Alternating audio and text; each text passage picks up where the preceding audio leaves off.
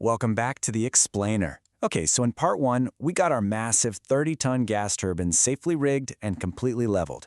But before we can even think about trusting this multi-million-dollar machine to spin at 10,000 RPM, we've got a totally different beast to tackle. We literally have to prove that the external oil piping is surgically clean. This right here, this is the cleanliness standard. So just to quickly map out where we are in the process, step 1, rigging and leveling, is officially done. Right now, we're diving into step 2, the pre-commissioning hot flush. And all of this has to happen before we can finally get to the really exciting part, which is step 3, first fire. You know, during construction, things get messy. Piping gets cut, it gets welded, and it sits wide open to the elements.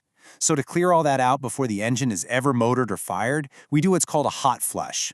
We aggressively pump oil through the system at about 140 to 160 degrees Fahrenheit. The heat is super important because it helps break loose any of that stubborn, baked-on debris. But here's the absolute most critical part. We use temporary jumper blocks to physically bypass the actual turbine bearings. We're making absolutely sure that not a single drop of that dirty flush oil ever touches those incredibly sensitive surfaces.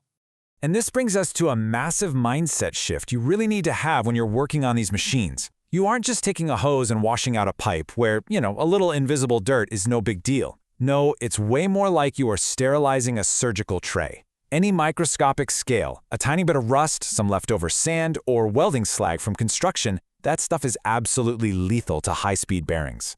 I mean, a turbine spinning at thousands of revolutions per minute has practically zero tolerance for contamination.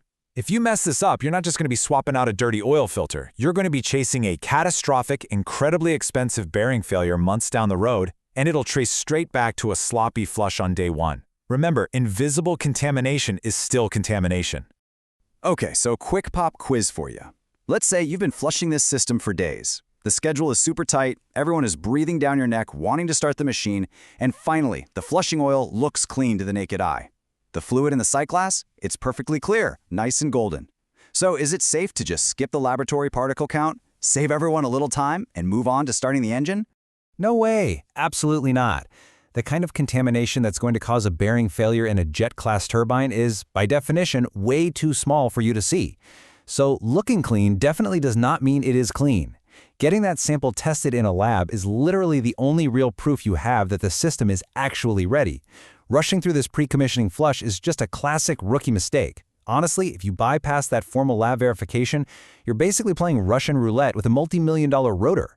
When we look at the actual lab data requirements, we are hunting for microscopic threats, specifically zeroing in on that 25 to 100 micron range. To put that into perspective, an average human hair is about 70 microns thick, so we're talking incredibly tiny. But particles in this size range are easily large enough to score a bearing clearance, which, remember, is measured in fractions of a millimeter. For the turbine lube oil system, which uses that high-heat synthetic oil to protect the core, the standard is just unbelievably strict. Any particle count for stuff over 100 microns needs to be basically zero. So we flush, we take a sample, and we repeat the whole shebang until the oil officially passes those strict particle count codes. So, here's the really big takeaway for you. This whole process, it isn't just some boring bureaucratic checkbox. It is genuinely the highest leverage moment in the entire lifespan of this machine. Every single microscopic particle you manage to remove during this hot flush is a catastrophic bearing failure that you just avoided years down the road. Once the piping is thoroughly flushed and those lab counts come back totally clear, you know those invisible threats are officially gone. And that brings us to the really good stuff. With our foundation rock solid and our oil surgically verified, we are finally at the agonizing last hurdle and the ultimate payoff. First fire. This is that intense moment where we initiate the whole sequence to wake this cold, dormant machine and turn it into a living, breathing power plant. But before we jump into our next explainer covering the pre-start checklist and that first fire sequence, I want you to think about something.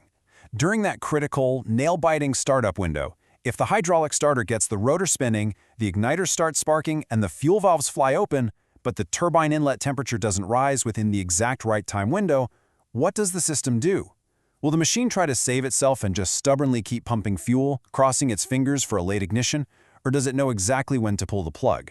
The thermal and mechanical stakes here are absolutely massive. So think on that, and join me next time as we break down the incredibly strict control logic of first fire.